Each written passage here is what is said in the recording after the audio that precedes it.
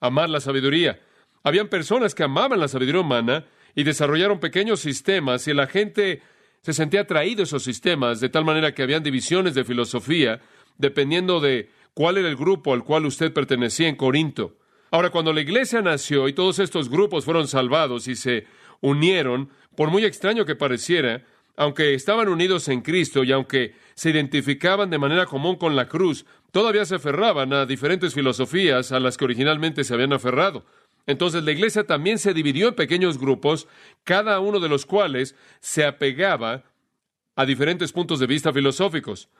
O podría decir que habían cristianos de esta filosofía, cristianos de esa filosofía, cristianos de la otra filosofía, y esto era causa de división en la iglesia. Era como si en nuestra iglesia estuviéramos divididos entre los demócratas y los republicanos y nunca nos uniéramos en cosas. Así era en Corinto. Estaban todos divididos en pequeñas facciones, pequeños grupos filosóficos, porque cuando se convirtieron en cristianos todavía se aferraban a su filosofía. Ahora, permítame decirle algo acerca de la filosofía. No soy un gran filósofo, lo cual es bueno, es muy bueno. Le voy a decir por qué. La filosofía es innecesaria, ¿está claro? Es absolutamente innecesaria. Dice usted, ¿por qué? Porque cuando está correcta, va a estar de acuerdo con las Escrituras, ¿verdad? Entonces no la necesita. Cuando está mal, va a estar en desacuerdo. Entonces usted la debe rechazar. ¿Entendió eso?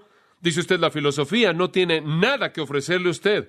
Usted no necesita una filosofía. Es innecesaria porque si es correcta, la Biblia le va a decir a usted eso. La Biblia le va a decir lo que está bien. Si está mal, usted debe rechazarla. Entonces, el punto que está presentando aquí Pablo es, miren, desde que se volvieron cristianos y están unidos en torno a la revelación de Dios, conforme sobresalen la cruz, olvídense de las filosofías antiguas. Lo único que están haciendo es dividirlos en pequeños grupos. Esto no debe ser así. Hay iglesias que están divididos por puntos de vista filosóficos en la actualidad. ¿Sabía usted eso? Hay iglesias que están divididas por la política, la economía, filosofía, la educación. Es muy fácil que esto suceda. Ahora, Pablo aquí está hablando en contra de las divisiones en los versículos 10 al 17. Obsérvelo. Él habló en contra de las divisiones que ocurrían en torno a personalidades. Yo soy de Pablo, versículo 12 dice, yo soy de Apolos, yo soy de Cefas, yo soy de Cristo. Pero todavía está hablando de división, pero en esta ocasión tiene que ver con la filosofía. Y la admiración típica griega hacia la filosofía y la retórica había causado que algunos de los corintios le valoraran demasiado la filosofía humana, tanto que de hecho, aunque otras personas eran cristianos, no cooperaban con esas personas porque tenían una manera de pensar diferente. Ahora, no creo que eso es muy diferente de nosotros. Si usted dice que los griegos tenían un problema con el amor de la filosofía y la retórica, usted tiene que decir que los estadounidenses también. Digo, si hay algo a lo que Estados Unidos se ha aferrado, es la filosofía. ¿Sabe lo que la filosofía significa? Opinión humana, sabiduría humana. Y no termine esto. Escuche las noticias, las enciende, alguien dice esto y aquello, y alguien dijo y esto y demás, y fin de la cita. Como si significara algo. O cuando usted realmente no tiene un punto fuerte, usted cita a alguien más, aunque también puedan estar mal, o por lo menos tiene algo de credibilidad y citamos a la gente. O están las opiniones de radio, en donde alguien ofrece cualquier opinión. No hay fin a la masa de palabras que tiene que ver con la filosofía humana, filosofía de la vida, significado de la vida, destino de la vida, en qué consiste la vida, cómo debemos vivir, para qué estamos aquí, qué debemos hacer, a dónde vamos, de dónde venimos, y sigue, y hemos hecho un Dios de la educación y un Dios de la opinión humana. Entonces, realmente no somos diferentes de los griegos en absoluto. Ahora, quiero que observe aquí que Pablo ataca este problema en Corinto, comenzando en el versículo 17. Si usted lo ve, lo va a ver. Pues no me envió Cristo a bautizar, sino a predicar el Evangelio. Ahora, el Evangelio son las buenas noticias. ¿Cuáles son las buenas noticias? Es este libro aquí, la revelación de Dios, que termina en el acto redentor de Cristo en la cruz. El Evangelio. No con sabiduría de palabras, para que no se haga vana la cruz de Cristo, o sea nula o no tenga efecto. Ahora, aquí Pablo introduce el contraste básico que va a dominar su pensamiento hasta el final del capítulo 3. Él presenta la sabiduría humana en contra de la cruz. Yo vine a predicar el Evangelio, no Sofía legó en el griego, lo cual significa sabiduría de palabras o doctrina de sabiduría o sabiduría humana. Vine a predicar el Evangelio, no con sabiduría humana. Las doctrinas de sabiduría humana se oponen a la verdad de Dios, se oponen al Evangelio. Entonces Pablo le está diciendo a los corintios, miren, no se dividan por la filosofía humana. El Evangelio, la revelación de Dios, es lo único que es necesario. Toda la verdad que Dios quiere que usted tenga está aquí. No necesitan a un filósofo humano. La palabra de Dios permanece sola. No se le necesita agregar nada de sabiduría humana. Entonces Pablo presenta la sabiduría humana en contra del Evangelio. Ahora este es su tema. De hecho, a lo largo del resto del capítulo 1, él usa la palabra Sofía 16 veces. Entonces de esto está hablando. Ahora permítame decirle algo, simplemente para darle otro ángulo en esto. La filosofía, escuche esto, siempre ha sido una amenaza a la revelación. La filosofía siempre ha sido una amenaza para la revelación. La filosofía nunca ha ayudado a la revelación de Dios. Usted no necesita agregar opinión humana a la palabra divina. ¿Entiende usted eso? Usted no necesita decir, y Dios dijo tal y tal, y a mí me gustaría agregar esto en lo personal. No. Cuando Dios lo ha dicho, se acabó. No se puede agregar algo a lo que Dios ha dicho. ¿Me gustaría agregar? No. Martin Lloyd-Jones dijo esto. La desviación entera hacia el modernismo, que ha afectado a la Iglesia de Dios y casi destruido su evangelio viviente, puede ser rastreada una hora cuando los hombres comenzaron a desviarse de la revelación a la filosofía. Ahora quizás usted no conozca mucho acerca de la historia de la doctrina o la historia de la Iglesia, pero esta es una afirmación muy precisa. Permítame decirle algo más. Cuando la filosofía se mezcla con la revelación pierde. Ahora llamamos a eso modernismo, pero no es así. Es algo antiguo, no tiene nada de moderno. Permítame darle un par de ilustraciones de cómo la filosofía echa a perder la revelación. Ahora, la Biblia enseña cosas simples. La Biblia enseña que los primeros 5 libros, Génesis, Éxodo, Levítico, Números y Deuteronomio, fueron escritos por un hombre. ¿Quién fue ese hombre? Moisés. De hecho, son llamados por los judíos la ley de Moisés, el Pentateuco, lo cual significa 5, la ley de Moisés. Pero llegaron un grupo de hombres unos 100 años atrás o más y dijeron, bueno, somos los racionalistas. Y su criterio para la verdad era este. Nuestra filosofía es que solo aquello que es racional para el intelecto humano es verdadero. Si algo no puede encajar en nuestras mentes y no puede ser concebido por nosotros como verdadero, no es verdadero. Y entonces vieron el Antiguo Testamento y dijeron, hay varias cosas aquí que simplemente no podemos entender. Una es que no estamos de acuerdo con que Moisés escribió los primeros 5 libros. ¿Por qué? Porque Moisés no habría podido conocer tanta información en ese entonces. Como puede ver, la ley no se había desarrollado. La evolución de la ley vino mucho tiempo después. Él no pudo haber escrito los 10 mandamientos en ese tiempo tan temprano. No. Entonces dicen, Moisés no lo escribió. ¿Quién lo escribió? Y vinieron y dijeron, J, E, P y D lo escribieron. Dice usted, ¿quién es esa persona? Dicen, cada vez que la palabra Jehová está ahí, ese es el escritor Jehová. Después está el Elohim. Cuando está ahí es el escritor Elohim. Después está el P, el escritor del sacerdocio. Y después está el deuteronomista, quien escribió Deuteronomio. El único problema es que usted algunas veces tiene lo de J, E, P y D en el mismo versículo y tiene problemas. Y después dicen, bueno, muchos redactores vinieron y editaron todo y son los que realmente escribieron.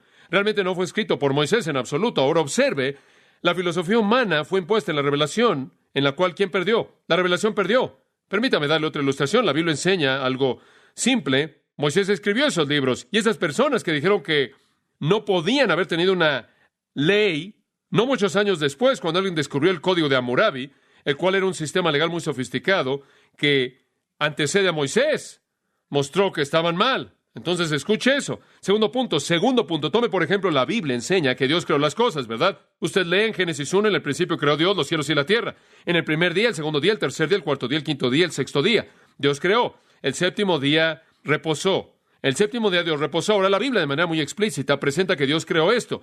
La filosofía humana dice no. De hecho, la única explicación para la existencia de las cosas es la evolución. ¿Acaso la Biblia dice algo acerca de la evolución? ¿La palabra evolución aparece en la Biblia? Claro que no. La Biblia no habla de evolución, pero la filosofía humana sí. Todo comenzó a partir de un lodo primitivo.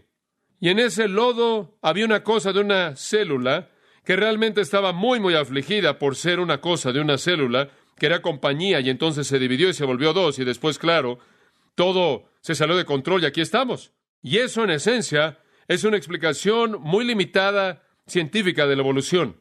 Digo, todos estamos de acuerdo. Muy bien, entonces usted tiene la Biblia, la cual dice, Dios lo hizo en 6 días. Usted tiene la evolución, la cual dice que salió de un lodo primitivo y tomó millones de años. Y alguien viene y dice, bueno, claro que la Biblia emanó de Dios de alguna manera, yo creo eso, pero también creo en la evolución. Yo sé que vamos a inventar una evolución teística. Esto es, vamos a tener un conglomerado de ambos. Dios hizo el lodo, después la cosa evolvió y cuando llegó al lugar del hombre, esto es lo que se llama creacionismo progresivo, llegó al lugar del hombre, Dios le dio al hombre un alma y entonces Dios comenzó y Dios entró ahí y el resto fue un proceso evolucionario y usted tiene creacionismo progresivo o evolución teísta. ¿Y sabe lo que vuelve a suceder cuando la filosofía se impone en la revelación? La revelación se confunde y pierde. No necesitamos evolución, Dios no la necesita. Otra ilustración, y esto se vuelve más práctico. Tenemos en la actualidad algo que se llama ciencia, que no tiene nada de ciencia, bajo el título de psicología. Ahora, la Biblia habla de mucho de cómo vivir, ¿verdad? La Biblia habla mucho de cómo deshacernos de la culpabilidad, confesar su pecado. No conozco de una mejor manera. Nunca conocí alguna terapia que podía hacer tanto como la confesión podía. Nunca conocí de algún psiquiatra que podía librar a alguien del pecado, pero sé que Cristo sí. La Biblia habla mucho de eso. Habla mucho de consejería y exhortación, pero lo que sucede es que algunas personas toman la Biblia y se van a la universidad y reciben 14 años de educación freudiana e imponen a las dos y adivine quién pierde. La Biblia. Los patrones de vida y las Escrituras no necesitan que Freud les ayude. Dios no necesitó a Freud. Freud necesitaba a Dios. Ahora alguien más viene y dice, sé que la Biblia enseña el Evangelio, pero necesitamos añadirle al Evangelio y entonces crean lo que se llama el Evangelio social. ¿Sabe lo que sucede? Poco después, el verdadero Evangelio se pierde. La filosofía no le hizo ningún favor a la revelación nunca. Hubo un hombre que vino en Alemania, se llamaba Rudolf Bultmann. Ahora, Bultmann dijo, mi filosofía es la filosofía de mitologizar. Dice usted, ¿qué es eso? Eso significa que debemos sacar todos los mitos de la Biblia. Dice usted que es un mito. Cualquier cosa que yo no creo, dijo Rudolf, quien entonces procedió a quitar, a borrar la Biblia entera. La filosofía de Bultmann se impuso sobre la revelación y la revelación perdió. Escuchen. La revelación no necesita la filosofía. Usted no necesita sabiduría humana. Usted no necesita filosofía humana. Usted necesita la palabra de Dios. Y si usted conoce la palabra de Dios y entiende la palabra de Dios, usted conoce la razón de todo. Usted entiende que necesita conocer y tiene las soluciones para sus problemas. Como puede ver, solo hay dos maneras de pensar en todo. La del hombre y la de Dios. Y así es la del hombre. Es superficial, egoísta, no realista, apelando a la carne, elevando los deseos, apoyando el orgullo, promoviendo la independencia. Hace del hombre el centro. ¿Y quién lo quiere? La filosofía humana realmente cree o simplemente cumple Romanos 1:25. Cambia la verdad de Dios en una mentira y adora a la criatura más que al Creador. Eso es lo que la filosofía humana hace. Como puede ver, lo dice en Romanos 1. El conocimiento de Dios estaba ahí. Usted tenía el conocimiento de Dios, tenía la revelación de Dios, todo estaba ahí. Impusieron la filosofía humana en la revelación y convirtieron la verdad de Dios en una mentira. Escuche, todo lo que Dios quiere es que aceptemos la revelación, no que nos dividamos en grupos filosóficos. Usted añade sabiduría humana a la verdad divina y lo único que hace, observe al final del versículo 17, hace que la cruz sea vana. Entonces Pablo, con el versículo 17, entra en un contraste extenso entre la sabiduría de Dios y la sabiduría de los hombres. Observe el versículo 18. Porque la palabra de la cruz es locura a los que se pierden, pero a los que se salvan, esto es a nosotros, es poder de Dios. Ahora observe este versículo con atención. La palabra de la cruz es locura a los que se pierden, esto es, aquellos que están sin Dios, aquellos que están muriendo en pecado, aquellos que pasarán la eternidad en el infierno, aquellos que no conocen a Dios, por quienes el corazón de Dios se entristece y el nuestro también. Pero para ellos, la predicación, la palabra de la cruz es locura. Pero para nosotros, los que se salvan, es poder de Dios. Y la razón por la que es locura o insensatez para ellos es porque han elevado su propia filosofía. Y la cruz les parece tan torpe para ellos, tan insensata. Tienen filosofías tan complejas que venir y decirles, te quiero dar un mensaje simple. Dios en carne humana murió en la cruz, pagó la paga por tu pecado, por fe en ese acto, y su resurrección puede ser salvo, y tu destino eterno está asegurado en el cielo para siempre. Y dice, no, eso es ridículo. Qué torpe es que la muerte de un hombre en un monte, en un pedazo de madera, en ese momento en la historia, es el factor determinante para el destino de todo hombre que jamás vivió. Es ridículo. No pueden aceptarlo. Es locura. La palabra locura, palabra simple, es la palabra morón, de la cual obtenemos torpe. Es torpe. Es absurdo. Ahora observe la palabra aquí. En el griego es la palabra logos. Porque la palabra de la cruz, ahora observe esto, porque la palabra de la cruz, ahora regrese al versículo 17. Y aquí usted no tiene la palabra de la cruz, sino la palabra de sabiduría, sabiduría humana, y ahí está el contraste. Él hace un contraste entre la palabra de sabiduría con la palabra de la cruz. La sabiduría humana es presentada contra la cruz. Ahora quiero mencionar una cosa. La palabra de la cruz aquí significa todo lo que está involucrado en la cruz. El logos es la revelación total. Dice usted, bueno, John, ¿cuál es la palabra de la cruz? ¿Ve este libro? Yo creo que este libro entero es la palabra de la cruz. ¿Sabe usted que todo antes de la cruz apuntaba a la misma y todo después de la cruz explica la cruz? Esta es la palabra de la cruz. Revelación. La revelación de Dios, entonces, la cual llega a su clímax en la cruz, es presentada en contraste a la sabiduría de los hombres. Pablo dice, estas dos cosas están opuestas. Y entonces la gente que se aferra a sabiduría humana cree que la cruz es torpe. Pero nosotros que somos salvos sabemos que es el poder de Dios. Eso es lo que él dijo en Romanos 1, no me avergüenzo. Aunque el mundo cree que soy torpe, y aunque los filósofos creen que debo tener un cerebro pequeño, que no tengo educación, aún así no estoy avergonzado del Evangelio de Cristo. Puede ser torpe para ellos, pero es el poder de Dios para los que creen. Entonces la palabra de la cruz, la cual se ve como torpeza para los hombres, realmente es el poder de Dios.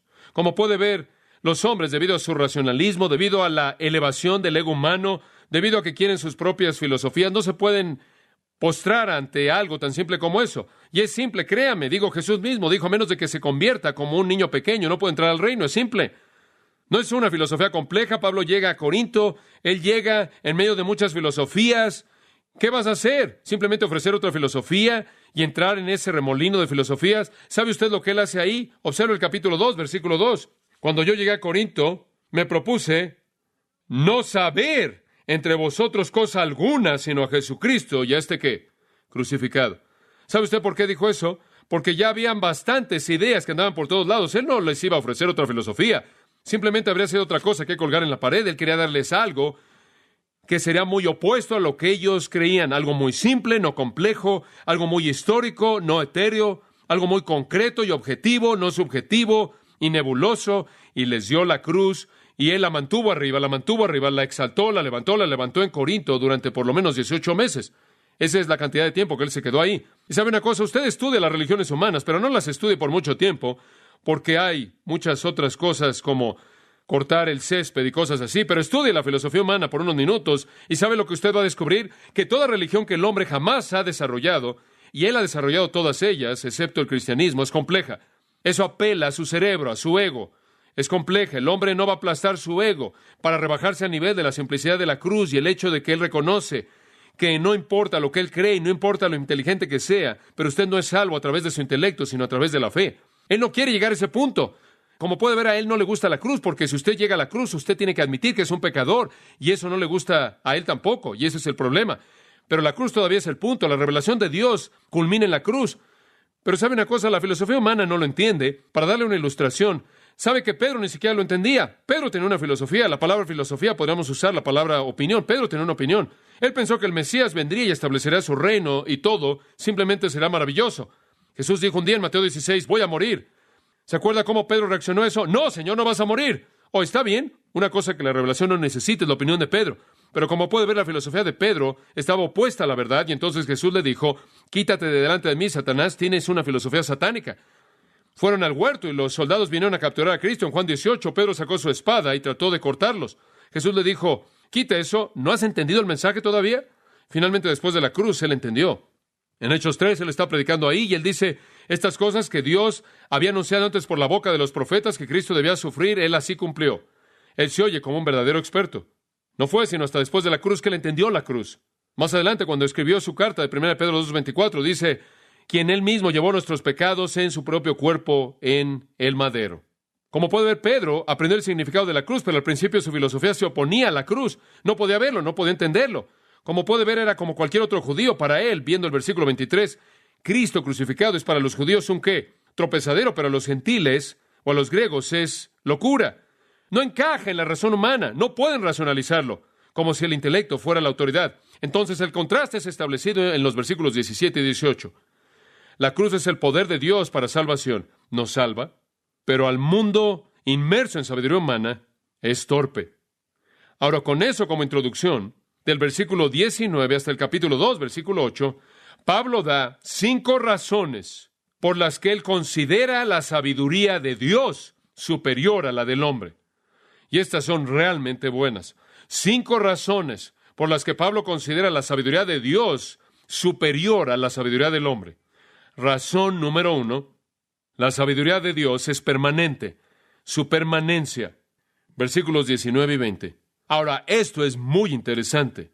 Aquí Pablo usa un pasaje del Antiguo Testamento para mostrar que la sabiduría del hombre va a ser hecha a un lado, que es muy temporal. Observe el versículo 19. Y Pablo cita Isaías 29, 14. Pues está escrito, y está en Isaías 29, 14, destruiré la sabiduría de los sabios y desecharé el entendimiento de los entendidos. Ahora ese es Isaías 29, 14, y permíteme apresurarme para ayudarle a interpretar eso. Eso puede tener un cumplimiento muy general, definitivo. Va a venir un día cuando todas las filosofías de los hombres van a ser hechas a un lado, ¿verdad? Cristo va a reinar como Rey de Reyes. Cuando toda la sabiduría del hombre se convierte en cenizas. El periodo de tribulación, conforme lo estudiamos en el libro de Apocalipsis, es la desintegración de toda la sabiduría del hombre. Pero tiene más que tan solo un cumplimiento futuro. Isaías 20, en el momento en el que fue dado, como muchas profecías, tiene un cumplimiento inmediato y un cumplimiento futuro. Y esto es lo que estaba pasando cuando Isaías dijo eso. Había un rey. Su nombre era Sennacherib, y quizás usted escuchó de él. Él era un rey muy poderoso, y él era rey sobre una nación llamada Siria. Y ellos querían conquistar Judá, la tierra de Israel. Y entonces decidieron atacar Judá. Dios, a través del profeta Isaías, le dice a Judá, no se preocupen, la liberación va a venir, Sennacherib va a fracasar en su conquista. Pero, Dios dijo, no será debido a sus hombres sabios. No será la estrategia de los asesores políticos del rey Ezequías, quien era el rey de Israel en ese entonces, o el rey de Judá. No será debido a la inteligencia política y los trucos secretos de estos asesores sabios. No, ustedes no van a escapar de la mano de los asirios debido a su propia sabiduría. Dios dice, yo mismo lo voy a hacer porque yo quiero demostrarles la impotencia y la temporalidad de la sabiduría humana. Cuando a su sabiduría se le han acabado las opciones, simplemente voy a destruirlos a todos. Yo lo voy a hacer por mí mismo y voy a hacer todo lo que su sabiduría no puede hacer. Y bueno, esa es una promesa bastante grande. Sennacherib tenía un ejército enorme. Dice usted, si Dios va a enfrentar a Sennacherib, hombre, realmente va a tener que hacer algo fabuloso, y lo hizo. ¿Sabe usted lo que él hizo? Él simplemente llamó a un ángel. Es correcto, un ángel. Dice usted, ¿qué pasó? Le leí lo que pasó. Todas esas personas sabias en Israel, o todos esos asesores políticos que tenían toda la estrategia tan inteligentes, todas las huestes del ejército de Israel, Dios dice, ven aquí, ángel, el ángel del Señor salió. Es él, es él mismo. Y él mató en el campamento de los asirios a 185,000. Un ángel mató a 185,000. Y después, esto es bastante interesante, él dice, y cuando se levantaron temprano por la mañana, y aquí estaban muertos. Maravilloso. Despertaron y descubrieron que estaban muertos. No, algunos se levantaron y descubrieron que 185,000 estaban muertos. Ahora escuche, ¿sabe lo que eso dice acerca de los ángeles? Creo que entiende. No se meta con ellos. Lo que todos los asesores políticos de Israel no pudieron hacer, todo lo que la sabiduría y conocimiento e inteligencia de lo mejor del pueblo no pudo hacer, Dios lo hizo con un ángel. Y él dice, simplemente voy a aplastar su sabiduría, la voy a hacer a un lado, no la necesito. Dios siempre le dijo a Israel, yo voy a pelear por ustedes. ¿Sabe una cosa? Tenemos la idea equivocada. Queremos resolver todo por nuestra propia ingenuidad en lugar de que Dios lo haga. Entonces Pablo usa ese pasaje. Y esto es algo fantástico. Oh, por cierto, no solo eso, sino que más adelante, Sennacherib regresó y vivió en Nínive, la cual era la capital de Asiria, y sucedió que conforme estaba adorando en la casa de Nisroch, su dios, que Adramelech y Sharezer, sus hijos, lo mataron con una espada, escaparon a la tierra de Ararat, y Esaradón, su hijo, reinó en lugar de él. Entonces, inclusive, él fue matado por sus propios hijos. Como puede ver, Dios no necesitó nada de la sabiduría de Israel. Y ese es el punto. Ahora usted puede regresar a 1 Corintios 1:19. Pablo dice, miren, ustedes conocen el pasaje de Isaías. Dios nunca necesitó sabiduría humana. Dios nunca necesitó entendimiento humano. Proverbios lo dice de esta manera en el 14:12. Hay camino que le parece derecho al hombre, pero su fin es camino de muerte. Y sabe una cosa, siempre hay personas que quieren dar su opinión. Bueno, yo creo esto y aquello. Bueno, y yo creo que una de las razones por las que tantas personas no vienen a la Biblia, no vienen a la iglesia, no estudian el cristianismo, es porque su propia filosofía, de cualquier manera, se tambalea tanto que simplemente no creen que va a poder sostenerse.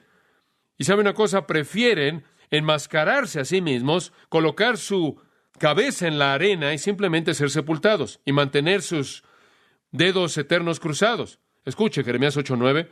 Los sabios son avergonzados, desmayan y son tomados. Ahora escuche esto. He aquí, han rechazado la palabra de Jehová. ¿Y qué sabiduría hay en ellos? Escuche, si usted rechaza la revelación, ¿qué sabiduría queda? No queda ninguna. Dios es presentado en contra de la sabiduría humana.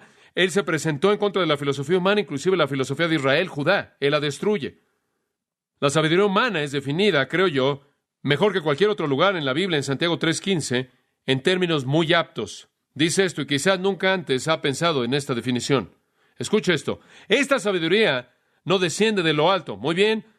Sabemos qué sabiduría es, ¿verdad? No es la sabiduría de Dios, es la del hombre. No viene de arriba. Es simplemente sabiduría del hombre. Ahora escuche. Es terrenal, animal y diabólica.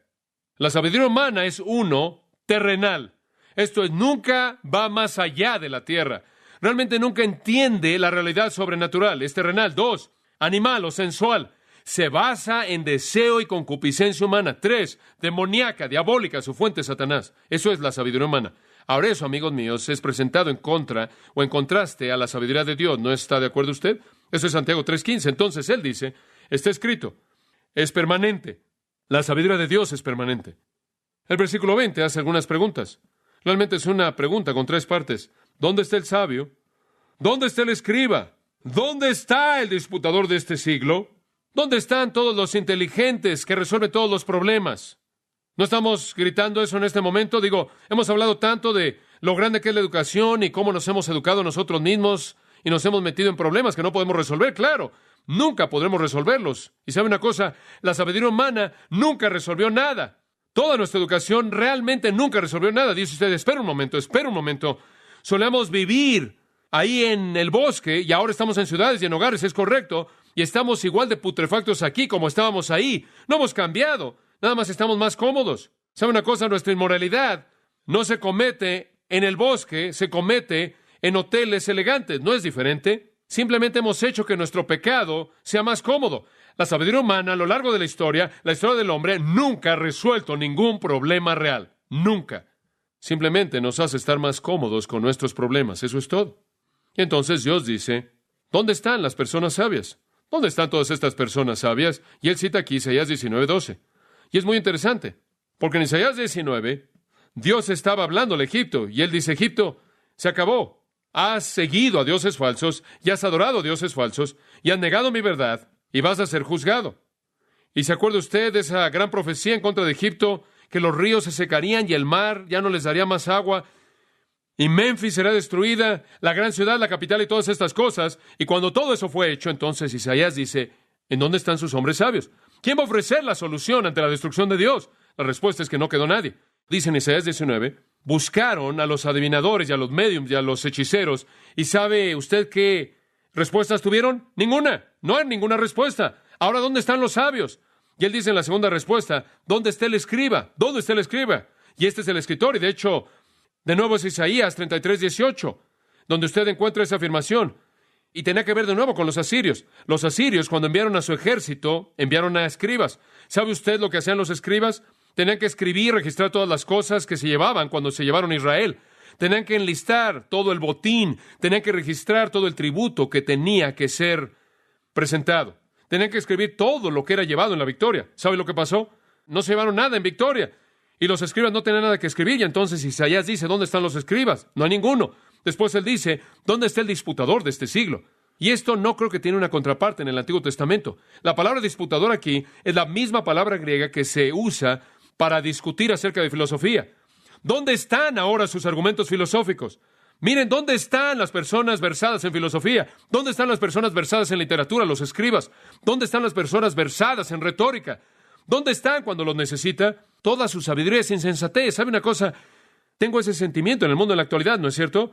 ¿Quién conoce alguna respuesta? Ninguno de ellos. Entonces, para presentar de manera clara la futilidad y fatalidad de la sabiduría humana, Pablo de manera sarcástica dice, ¿dónde está el sabio? ¿Dónde está el escriba? ¿Dónde está el disputador de este siglo? Dígame usted, ¿en qué ha contribuido en algún punto en la historia la filosofía humana al hombre? ¿Qué es lo que ha hecho para hacerlo más noble? Hacerlo un hombre mejor en su corazón. ¿Qué ha hecho en algún punto para levantarlo? Nada, nada, nunca nada. La sabiduría del mundo es torpeza cuando trata de redimir a los hombres, cuando trata de transformar a pecadores. No lo puede hacer, no puede. Y entonces, ¿no ha enloquecido Dios la sabiduría del mundo? Dios simplemente hizo que se viera torpe. La filosofía es tan torpe, y no estoy hablando de la ética, no estoy hablando de la bondad y el amor. Simplemente estoy diciendo que ninguna de estas filosofías humanas, no importa lo bueno que parecen en la superficie, realmente llegan al fondo del problema. Y eso es el alma eterna del hombre. Entonces Dios en sabiduría permitió que los hombres educados del mundo buscaran mediante su sabiduría mundana la solución al sufrimiento del hombre. Y lo vieron y tenían filosofías y más filosofías y más filosofías. ¿Y sabe qué pasó? Nunca llegaron a descubrir el secreto. Realmente nunca llegaron al fin de toda la sabiduría humana. Se quedaron sin lo que más necesitaban, y ese es el conocimiento de Dios. Nunca conocieron a Dios porque Dios en estas cosas no podía ser encontrado. La paz, gozo, perdón, libertad de la culpabilidad, significado en la vida, esperanza eterna, y toda la filosofía humana nunca conoció a Dios. Eso es lo que Pablo dice. Simplemente es algo torpe. Pensaron que la cruz era torpe, fue su filosofía la que era torpe.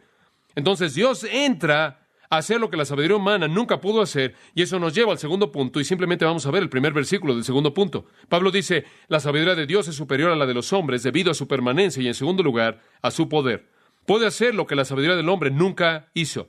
Observe el versículo 21. Pues ya que, la palabra es debido a, pues ya que en la sabiduría de Dios el mundo no conoció a Dios mediante la sabiduría, agradó a Dios salvar a los creyentes por la locura de la predicación. Ahora observe, dice, el mundo con toda su sabiduría nunca conoció a Dios, nunca alcanzó la meta definitiva del hombre de conocer a Dios. Y entonces, debido a que la sabiduría del hombre no lo pudo hacer, Dios lo hizo a través de la cruz. El mundo de los hombres, con toda su sabiduría, simplemente piensa en esto. Hemos tenido filósofos y hombres inteligentes por mucho tiempo. ¿Qué saben y qué ofrecen? Las guerras se incrementan, el crimen se incrementa, la injusticia se incrementa, el odio, la crueldad, los problemas mentales, drogas, alcohol, problemas, nunca jamás cambian. No hemos resuelto ningún problema, no con filosofía humana.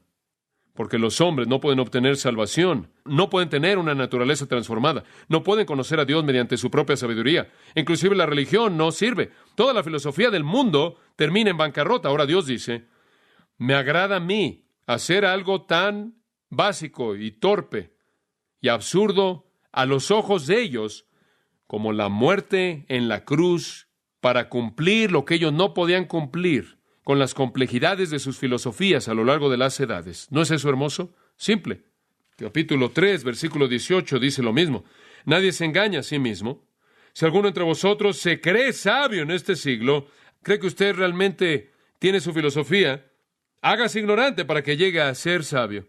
Más vale que se rebaje al nivel de la cruz, más vale que realmente se baje de su exaltación para que realmente sea sabio.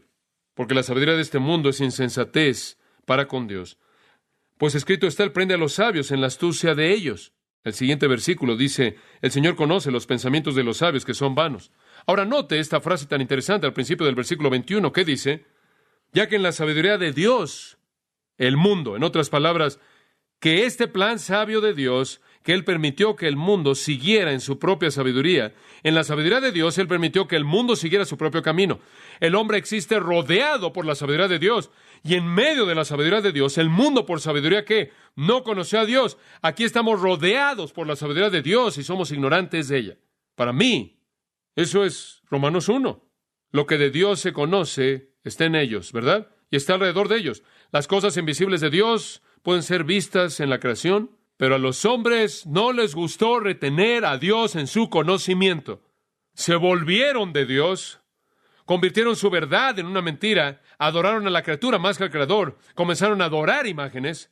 Aquí está el hombre rodeado por la sabiduría de Dios. Cada vez que ve un monte, cada vez que ve su mano, ve la sabiduría de Dios, las estrellas, las complejidades de la naturaleza, él ve la sabiduría de Dios. Y él aplica su propia sabiduría, rechaza la sabiduría de Dios y nunca conoce a Dios. Piensa en esto. El astrónomo ve su telescopio y ve estrellas, pero no a Dios. El científico natural estudia su biología y la botánica y lo que sea, y termina con la evolución sin una fuente. La religión crea un Dios que no es un Dios y después se postra ante eso que no es Dios. ¿Sabe una cosa? Es como a los griegos les gustaba resumir. La filosofía griega estaba centrada en una gran ciudad. ¿Cuál era esa ciudad? Atenas. El pináculo de Atenas era el Areópago, el gran monte Marte. Pablo caminó ahí, al Areópago, donde se reunían todos los filósofos griegos, y allá había un gran altar. Él se acercó ahí, y esto es lo que decía: al Dios no conocido. ¿No es eso interesante? Con todo lo que conocían, lo que no conocían era lo que era lo más obvio: Dios. En medio de la sabiduría de Dios, versículo 21, el mundo no conoció a Dios mediante su propia sabiduría. Aplicaron lo equivocado. En lugar de aceptar la revelación, tomaron su propia sabiduría y no conocieron a Dios. La sabiduría humana no sirve. Me encanta esta parte. Agradó a Dios salvar a los creyentes por la locura de la predicación. Como puede ver, Dios simplemente para mí es el golpe más grande posible en contra de toda la complejidad de la sabiduría humana. Dios hizo algo tan simple, y mediante lo más simple que Dios hizo, Él hizo lo que todos los filósofos y hombres sabios de todas las edades nunca pudieron hacer. Ahora eso lo coloca en la perspectiva correcta, ¿verdad? Los más sabios de los hombres sabios son torpes comparado con lo más simple del Dios sabio. La locura de la predicación, la torpeza de la carígmatos. Ahora observe la palabra predicación. Esa es una mala traducción. No es la palabra evangelizo, predicar el evangelio en el griego. Es la palabra caruso, proclamar. Es la palabra carígmatos. No tiene que ver con el acto de predicación. Es el contenido del mensaje, el carigma, el mensaje. El contenido. Lo que está diciendo es esto: agradó a Dios por la torpeza del evangelio. El contenido de la cruz, salvar a aquellos que creen. La predicación no es la idea de que la predicación es locura o insensata. Alguna predicación es torpe, estoy de acuerdo con eso, pero ese no es el punto. El punto aquí es la torpeza, la locura del evangelio mismo. Algo tan torpe, algo tan bajo, algo tan simple, algo tan desagradable para los judíos es tropezadero, es insensato. Pero fue eso insensato, eso simple, Jesús muriendo en una cruz. Usted no tiene que ser inteligente. Usted solo tiene que ser, ¿qué? Lo dice al final del versículo 21. Salvar a los intelectos, dice que salvar a los que tienen un doctorado en filosofía, salvar a los sabios, salvar a ¿quiénes? A los que creen. Me da tanto gusto. ¿A usted no le da gusto? ¿No sería terrible si solo las personas inteligentes se salvaran? Hombre, no sé quién estaría aquí el domingo por la mañana. Yo no sé dónde estaría yo. Y Dios no nos salvó porque somos tan inteligentes. Él lo hizo tan simple que no importa lo inteligente que seamos, solo necesita creer. No.